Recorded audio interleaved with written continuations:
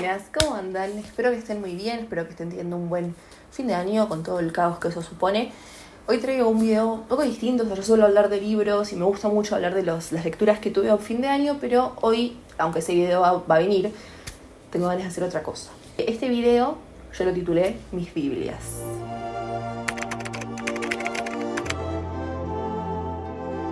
Básicamente es una idea que vi de mi youtuber favorita que habla de libros, que se llama The Book Leo, ya la mencioné en un video anterior, me gusta mucho todo lo que hace y hizo este video que le puso como mis libros de siempre, digamos, que un poco lo que ella hacía era contar todas estas lecturas que capaz no entraban en un video de todo lo que leí en el año o todo lo que leí en cierto mes, porque son libros que acompañan muchísimo más tiempo, ¿no? Que tarda uno en leerlos, que los deja, los agarra, y eso me encantó ya de por sí, pero también yo le quise agregar un poco de mi toque. También estos libros que formaron un poco mi gusto por la literatura y también por la vida, porque un poco van de la mano para mí. Y contar eso, ¿no? Por qué los considero mis Biblias, tanto en mi formación como de la vida, como mi formación de la literatura, que formaron mis gustos hasta el día de hoy.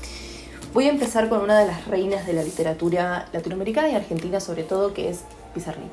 Yo empecé con este libro, La poesía completa de Pizarnik. La conocí gracias a unos poemas en la internet y dije, yo tengo que leerla. Lo leí como por un año entero, que lo iba agarrando, lo iba leyendo, lo iba dejando y así. Es una poesía medio densa, medio triste y compleja dentro de su propio formato, que es bastante corta y parece simple, pero es todo lo contrario, y esa fue como la primera vez que yo me crucé con ese tipo de poesía, no corta, pero que parecía más contemporánea y al mismo tiempo tenía muchísimas capas de análisis atrás. Me encontré con esta cosa de releer poemas, de poder reencontrarme con ellos, de volver a leer lo que acababa de leer y intentar y jugar a analizar el lenguaje, a cómo se usaba la poesía, medio que me adentré a ese mundo. Un poco creo que ya lo hago a veces cuando lo estoy leyendo en vez de sentarme a hacerlo poema por poema, pero es algo que en ese momento que estaba empezando a leer poesía me sirvió un montón para intentar como meterme más en el género en sí. Luego continué con mi regalo de 20-19 años, que fue los diarios de esta reina, que son gigantes, todavía no los he terminado, de hecho los empecé eso en el 2021, ¿no? 2022, y llegué hasta la mitad, entre un montón de años, y nunca lo seguí. Sigue ahí esperando que yo me decida a agarrarlo para volver a continuarlo. Es un libro muy triste, ¿no? O sea, eso ya se sabe, que tiene toda esta cosa de poeta torturada. Pizarnik, que también es una construcción, por supuesto, pero creo que fue la primera vez que yo me enfrenté a los diarios de una autora, que me di cuenta y me abrió un mundo de posibilidades, porque me di cuenta de lo que me encantaba leer: diarios, cuadernos, cartas. O sea, esto para mí es preciadísimo, más obviamente tener este nivel de volumen también y a nivel calidad de lo que es esto, porque esta mujer escribió sabiendo que lo quería publicar, entonces esto es una obra maestra ya de por sí literaria, ¿no? No solo como a diario.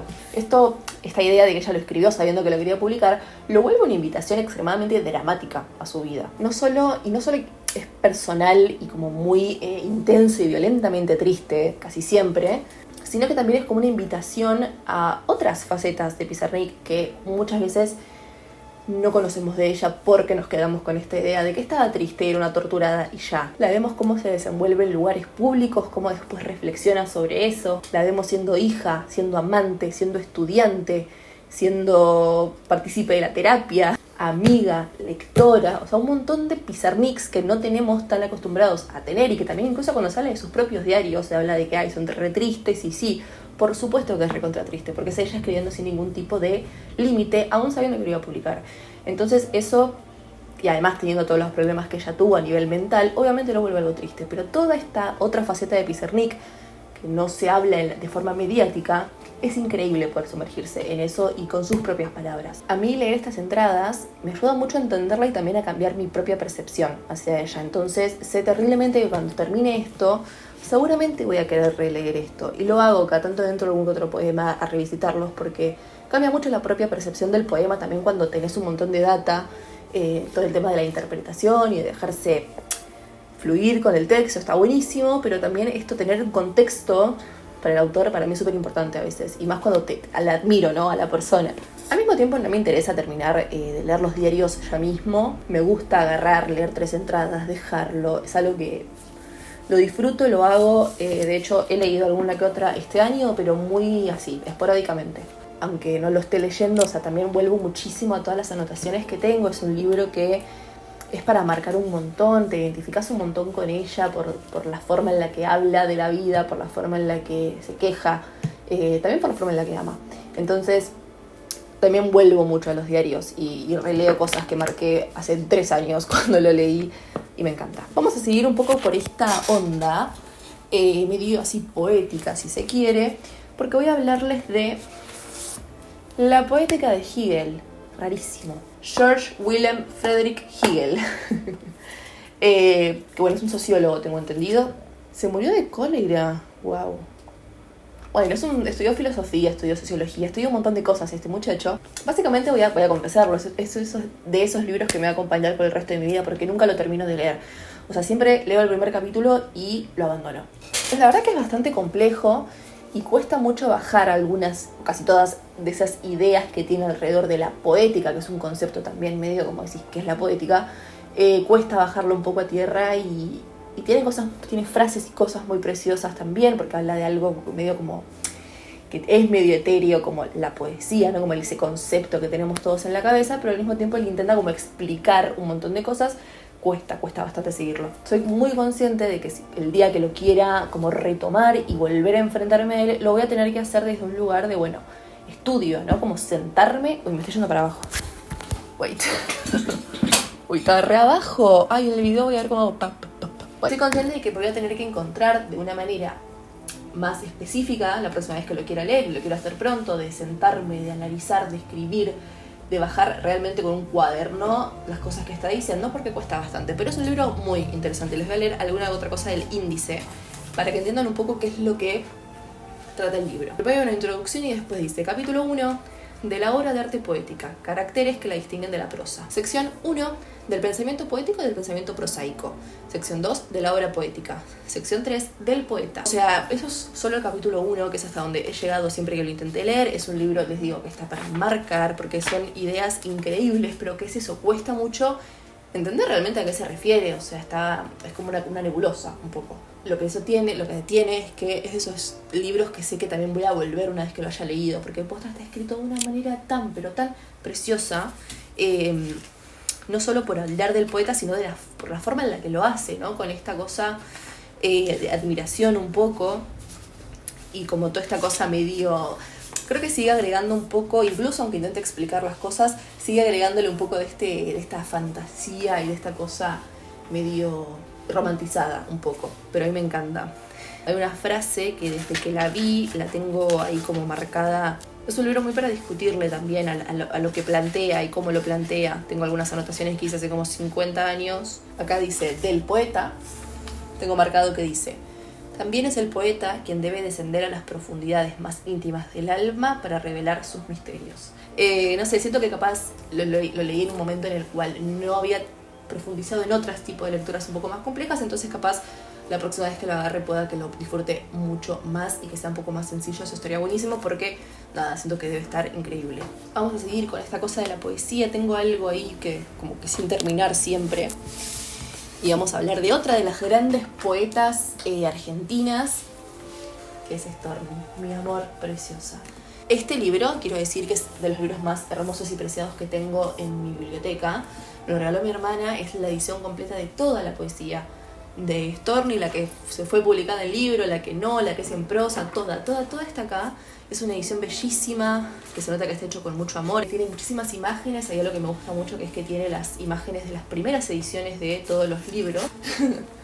Por ejemplo, todas las primeras ediciones. También es un libro que no terminé, me quedé en Languidez, en Mascarilla y Trébol de 1938. Hay algo que tiene la poesía de Storni que es muy compleja, es como la más tradicional que leí jamás. Es un libro que en específico me gusta toquetearlo mucho, me gusta ir, agarrarlo, revisarlo, releer alguno de los 1500 poemas que marqué, capaz leer solamente un renglón de algún verso, como ver las imágenes. Es un libro que en particular toqueteo mucho. Tampoco tengo mucho apuro en terminarlo. Storni tiene algo que son los poemas más como tradicionales y son bastante complejos y tienen toda esta cosa de la métrica, de la parte más tradicional del poema, que capaz a veces me saca un poco y otras veces no tiene nada de eso y a veces se va para otro lado. De hecho tiene mucha poesía en prosa, o sea, Es muy multifacética y eso me encanta. Me pasa siempre que lo leo, que es que termino un poema y lo vuelvo a leer y lo vuelvo a leer y lo leo más de 2-3 veces porque siento que lo necesito para terminar de realmente entender algo mínimo de lo que está diciendo. Tiene un lenguaje también antiguo, o sea, tiene palabras que yo no conozco, entonces me tengo que googlear, tengo que escribirlas. Y es un recorrido muy interesante de hacer, el de la repetición, el de volver a leer todo el tiempo. Que es algo también algo muy de la poesía también. Y lo disfruto mucho verlo, que esté ahí en mi mesita de luz, o sea, me encanta que sea un libro que me acompañe incluso aunque no lo lea hace mucho. Y me encanta también saber que tiene 1 millón todavía de poemas ahí esperándome. Están 20 todo, mira ese look.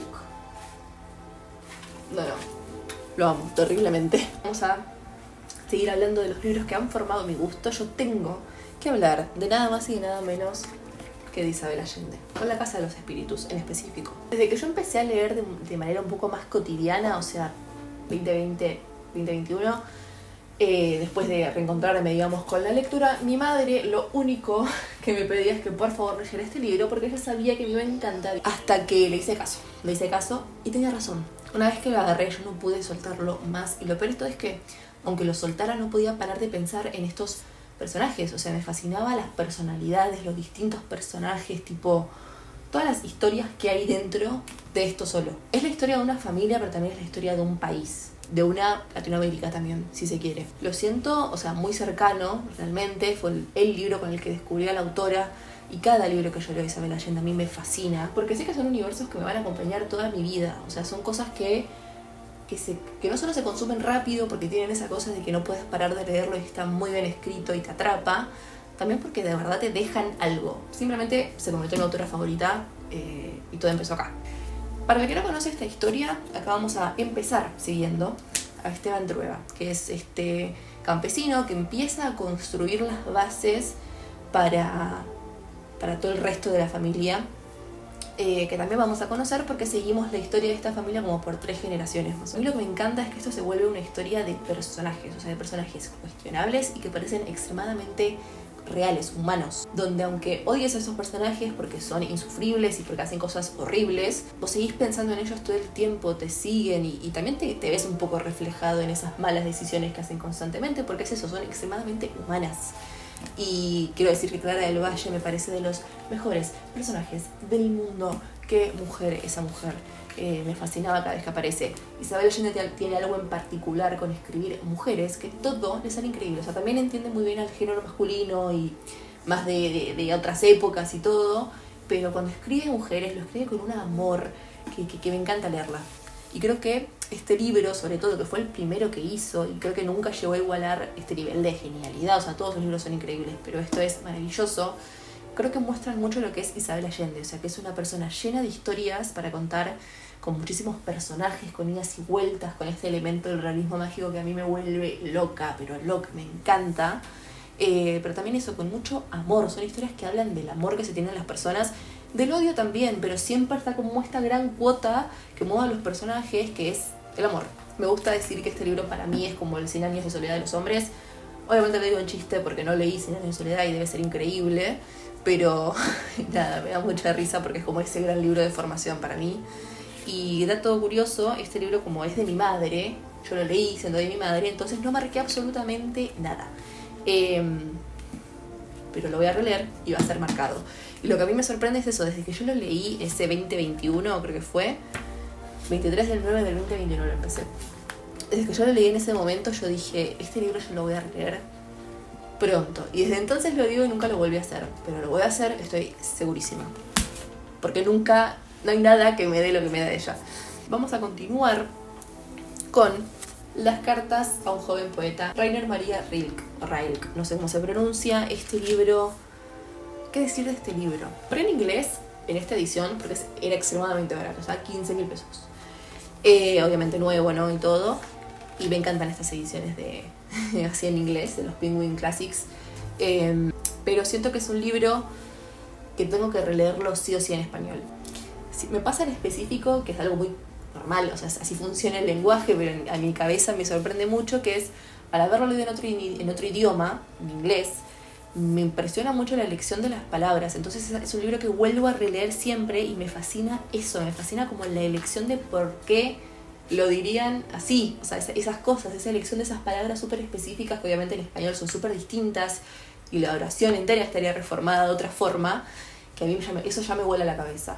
Estas son cartas que le envía Rilke, el autor, el poeta, a un joven que fue a su universidad, se enteró que Rilke fue a su universidad, consiguió el contacto como si vos le pusieses a mandar mails a, no sé, Cecilia Pavón, ¿me entendés? Él lo hace con Rilke y él le empieza a responder las cartas. Y acá solamente leemos las respuestas de Rilke. Obviamente ya es increíble el hecho de que tu poeta favorito te responda cartas. Empecemos por ahí. Es muy bueno el juego que se genera con solo leer las respuestas de Rilke. Porque entendés muy rápido las preguntas o qué es lo que le dijo este joven poeta como para que él le responda de esta forma. Al mismo tiempo te está respondiendo a vos. Te está hablando directamente a vos como lector y eso es maravilloso. Porque también sabes la cuota de realidad de que esto de verdad sucedió, de que son cartas reales. Todo lo que se habla en este libro es maravilloso porque son todas preguntas que creo que si a vos te gusta escribir o crear, o sea algo, arte, lo que le quieras llamar, creo que son preguntas que todos nos llegamos a hacer en algún momento, sobre todo si te gusta escribir, porque son preguntas que tienen que ver con la vocación un poco, ¿no? Como, nací para esto, soy bueno para esto. Rilke tiene una cosa muy puntual a la hora de responder, es como muy seco y frontal, pero al mismo tiempo muy precioso y poético, obviamente, a la hora de responder, que es como un cachetazo como de calma. El uso del lenguaje en este libro es maravilloso y por eso yo vuelvo todo el tiempo como si fuese un oráculo, un poco buscando respuestas, abriéndole hacia la mitad y viendo qué dice esa oración, y siempre es increíble. Y la realidad es que tiene un final, si se quiere, o sea, estas últimas conversaciones que tienen, que es devastador, pero al mismo tiempo extremadamente realista. Es muy loco eso, cómo se nota esa breve historia que conecta esas cartas, que no es una historia en sí, es la vida de esta persona que le está mandando cartas a Rilke, y uno lo entiende leyendo las respuestas de Rilke. O sea, ese juego es maravilloso y ese final que hay, o sea, esa última comunicación es aniquiladora. Hay algo que quiero decir también de este libro, que es, hice un taller de escritura y el profesor nos mandó a leer antes de la clase la primera carta de este libro, que es increíble y creo que es la mejor. Y al final de la clase no hablamos de ningún momento de Rilke, ni de la carta, ni de nada, y uno de los alumnos preguntó ¿por qué nos hizo leer esto si no lo hablamos? Y el profesor dijo exactamente esto: para que tu vida mejore al instante, habría que leerla cada 8 horas como el ibuprofeno. Como saber para saber, dijo. Ese es el libro que siempre vuelvo por eso. Para leerlo como un oráculo está extremadamente marcado. Extremadamente, lo amo terriblemente y lo necesito en español, repito. Mi gran libro favorito. Es ese libro favorito en el que yo pienso cuando me dicen ¿cuál es tu libro favorito? Y después cambio la respuesta porque tengo muchos, pero es el primero el que creo que va mi cabeza. Lo leí como 6 veces, es el libro perfecto para el verano. No hay nada que se le compare a este libro realmente. Y este Daría el mundo de Janine Nelson. Libro juvenil, yo lo leí cuando era muy chica, a los 14, más o menos, 13, 14 años. Y ha cambiado mi vida terriblemente. Es el gran libro que me ha mostrado lo que yo disfruto siempre en todo tipo de cosas, literatura, películas, lo que sea, que es los diferentes tipos de vista y las contradicciones que pueden contener en una misma historia, en un mismo hecho, esos puntos de vista distintos. Y sobre todo este juego de que la memoria es recontra subjetiva y algo súper personal y único, y esto es lo que hace maravillosamente este libro, además de otras cosas que les voy a contar. Vamos a seguir a 2 personajes que narran la historia al mismo tiempo, o sea, un capítulo y un capítulo, que son hermanos mellizos. Noah cuenta la historia cuando tienen 13 y Jude cuando tienen 16. Ambos personajes son extremadamente distintos en esas 2 líneas temporales, tanto ellos como la otra, ¿no? Obviamente a su punto de vista enfrentado, y todo el mundo es muy distinto. Todas las condiciones y cosas que pasan son muy distintas en esos 2 años, aunque estén en el mismo lugar, con 3 años de diferencia nada más, contando hechos parecidos y a la vez no. Un poco las circunstancias son tan distintas que eso es lo que te motiva a seguir leyendo, ¿no? Saber qué es lo que pasó para que sea todo tan distinto. Y para mí ahí está la cosa maravillosa, digamos, y donde radica la gran fuerza de este libro, que es que en realidad no es que haya pasado tanto, es que es más no sobre los hechos que suceden, sino cómo los personajes reaccionan a ellos y cómo responden y cómo se habla de la familia, de las relaciones. O sea, es un libro extremadamente complejo en ese lugar. La escritura que tiene Janine Nelson es muy poética también, pero muy cuidada. tiene algo como medio juguetón también, que lo vuelve como súper fresco, divertido, como que cada uno de estos personajes tiene como su propio universo mental y tiene como sus características muy específicas que los vuelven muy reconocibles, y eso a mí me encanta, y es algo que también vi en su otro libro que leí ahora, que salió hace muy poco, que es maravilloso también. Y yo estoy muy encariñada con todos los personajes de este libro, con sus equivocaciones, con sus, no sé, errores. O sea, son personajes que lo mismo, se me hacen demasiado humanos, les tengo mucho cariño porque también son muy dulces y tienen relaciones preciosas entre ellos.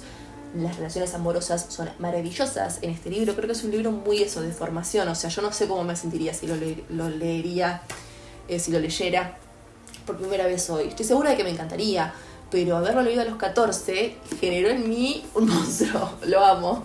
Es una historia sobre la familia, las complicaciones que traen las familias, los secretos guardados, el no saber cómo expresarse, donde no falta amor, sino que solo hay muchas contradicciones, ¿no?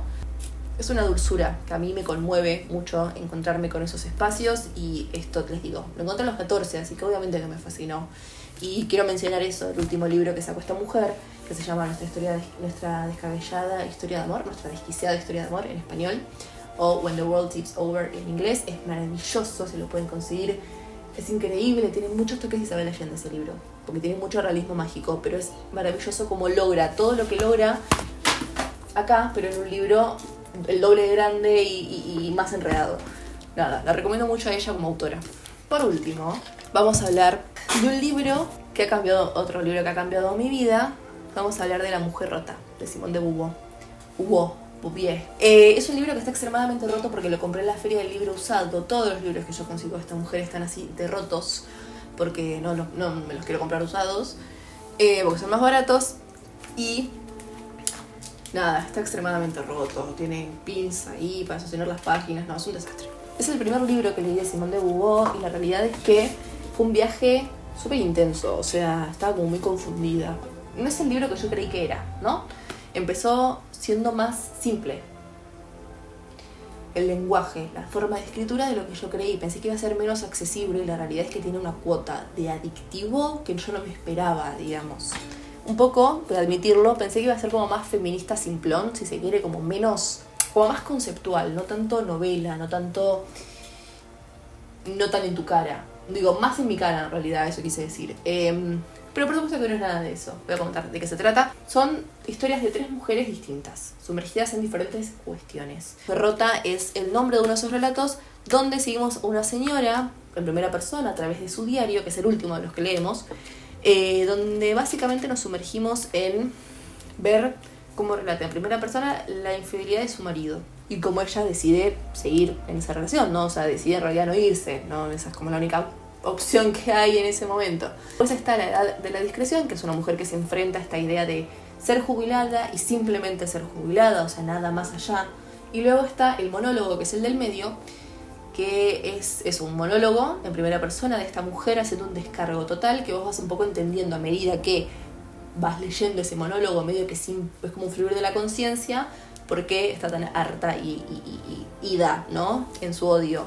La cosa con estos relatos es que ninguno tiene una conclusión real, ¿no? Como que ninguno tiene una... Y por esto el feminismo, o sea, no tiene eso que yo creí que iba a tener, y me dio como una cachetada de decir, esto no es lo que yo pensé que iba a ser. Creo que Simone se encarga de lograr generar esa sensación de agotamiento, de cansancio, de pesadez que tienen estos personajes, y te lo echa en cara, y te lo muestra, y te dice, esto es lo que la sociedad cree que las mujeres están para sentir, vivir, y se condicionan a esto. Son cosas ligadas obviamente a cuestiones muy femeninas, ¿no? Socialmente femeninas, que hay que analizar para poder llegar a alguna conclusión. No te la da masticada. Ella misma dice atrás, en la sinopsis, lo voy a leer, dice: el desconcierto, la tristeza, cuando uno se siente quebrado o desposeído de sí mismo, experimenta la necesidad de narrarse. Pues sigue diciendo: no se vive más que una sola vida, pero por la simpatía a veces es posible salirse de la propia piel. He querido comunicar a mis lectores ciertas experiencias de las cuales participé de esa manera. Me siento solidaria de las mujeres que han asumido una vida y que luchan por sus objetivos. Pero sé que no me impide, por lo contrario, interesarme por aquellas que de un modo u otro han fracasado. Y en general por esa parte de fracaso que hay en toda experiencia. Increíble lo que logra, porque yo no viví ninguna de esas experiencias que está narrando, por supuesto que no, pero logro identificarme plenamente con todas, o sea, con esas ideas que están explayando, y es algo que obviamente me genera un enojo ya de por sí, también por todas las condiciones sociales que yo ya tengo en mi cabeza posicionadas, que obviamente con muchas diferencias son las mismas que tenía Simón y con las que luchaba en su teoría. Entonces hay un gran entendimiento por parte de Simón con esas experiencias y con esas mujeres y con las mujeres en general, que a mí me fascinó. Además de, bueno, esto de que es muy adictivo y de que es muy amigable la lectura, y es algo que yo no me esperaba, entonces no lo podía parar de leer. Y hay frases que tengo posta marcadas en la cabeza. Nada, bueno, son de esos libros que sé que voy a volver toda mi vida y que también me abrieron a esta autora, que estoy fascinada y que todo lo que yo vea de ella lo quiero leer. Algún día leeré De Segundo Sexo, pero en algún otro momento. Pero nada, me ha cambiado la vida plenamente. Y bueno, nada, eso creo que es todo. Todos los libros que se me ocurrieron, ¿no? Hay otros libros que capaz pienso que podrían estar acá, como Los Juegos del Hambre, por ejemplo. Pero siempre hablo de Los Juegos del Hambre. De hecho, los quiero releer. Y fue el video de mis Biblias, espero que les haya gustado. Me encantaría que me comenten ustedes si es que tienen esos libros a los que vuelven constantemente, ya sea porque se los pide el cuerpo esto de querer ir a tocarlos, o porque lo releen todo el tiempo, o porque simplemente leen oraciones. No sé, creo que hay como... Dicen mucho de nosotros esos libros a los que volvemos. Y también eso, ¿no? Formaron un poco nuestro gusto por la vida y qué es lo que nos llama la atención de las historias, de la ficción, de la vida en general, que a mí me parece maravilloso. Así que nada, eso, espero que les haya gustado. Y nos vemos la próxima con algún otro video de este canal.